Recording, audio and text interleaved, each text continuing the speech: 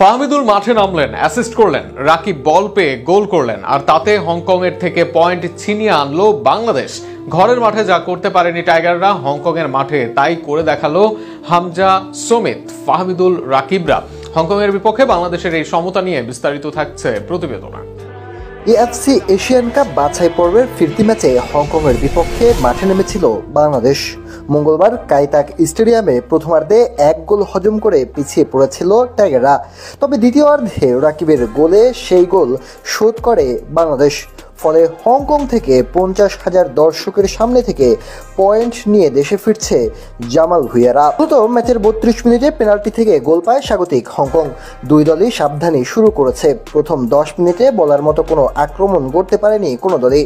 ম্যাচের 20 মিনিটে মাঝমাঠ থেকে বল পেয়ে দ্রুত গতিতে এগিয়ে যান সামিত সোম, তবে তাকে ফাউল করে আটকে দেন হংকংয়ের ডিফেন্ডাররা। সেখান থেকে হামজার নেওয়া ফ্রি কিক মানব দেয়ালে আটকে যায়। ডিফেন্ডার তারেক কাজী হংকং ফরওয়ার্ড ফার্নান্দেকে পেছন থেকে ফাউল করে বসেন। জাপানিজ রেফারি পেনাল্টির বাঁশির সঙ্গে হলুদ কার্ড দেখান। পেনাল্টি থেকে অধিনায়ক ম্যাথিউ বল জালে জড়ান। তবে ম্যাচের 73তম মিনিটে হংকং 10 জনের দলে পরিণত হয়। মিডফিল্ডের মাঝামাঝি জায়গায় বাংলাদেশের সামিতকে সাইড লাইনের পাশে ফাউল করেন তিনি। জাপানিজ রেফারির দ্বিতীয় হলুদ কার্ড দেখিয়ে মাঠ ছাড়া করেন তাকে। 10 জনের হংকংকে পেয়ে চেপে ধরে বাংলাদেশ, তাতে গোলও আদায় করে নিয়েছে। ম্যাচের 83 মিনিটে বদলি ফুটবলার ফাহিম বাম প্রান্ত থেকে ক্রস করেন। ফাহমিদুল সুন্দরভাবে হেডে বল নামিয়ে রাকিবকে দেন। রাকিব সুন্দরভাবে প্রেসিংয়ে গোল করেন। মূলত ফাহমিদুল এবং জামালকে নামানোর পরই ম্যাচে ঘুরে দাঁড়ায় বাংলাদেশ। ফলে সমতা নিয়েই দেশে ফিরছে টাইগাররা।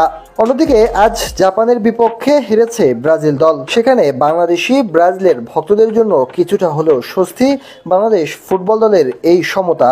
ম্যাচের 73 মিনিট মাথা নিচু করে হেঁটে যাচ্ছেন ফাহমিদুল। যে মিসটা কিছুক্ষণ আগে করেছেন, নিশ্চয়ই তার জন্য আক্ষেপে পড়ছেন। কয়েক সেকেন্ড আগেই ডান প্রান্ত দিয়ে সাদউদ্দিনের লং বলে শুধু শরীরটা ছোঁয়াতে পারলেই হতো, বাংলাদেশ পেত বহু কাঙ্ক্ষিত সেই গোল। অবশ্য ফাহমিদুল এই ভুলের প্রায়শ্চিত্ত করেছেন 11 মিনিট বাদেই। তার ক্রস থেকেই রাকিব আদায় করেন গোল। পেরিমিটার বোর্ডের ওপর রোনালদোর মতো এই জুটির সেলিব্রেশনের ছবিটা তাই বাংলাদেশের জন্য অনেক কিছু। হংকং চায়নার সাথে 1-1 গোলের ড্রতে 1 পয়েন্ট মিললেও এই ম্যাচে অনেক কিছুই পাবার কথা ছিল বাংলাদেশের। ফার্স্ট হাফ তো পুরোটাই রাজত্ব করেছে স্বাগতিকরা। ম্যাচের আগে বিশাল টিফোতে ড্রাগন আর টাইগারের মহারণের ঘোষণা দেন খোদ দর্শকরা। অবশ্য 22 মিনিটে ঘটতে পারত ঢাকার পুনরাবৃত্তি।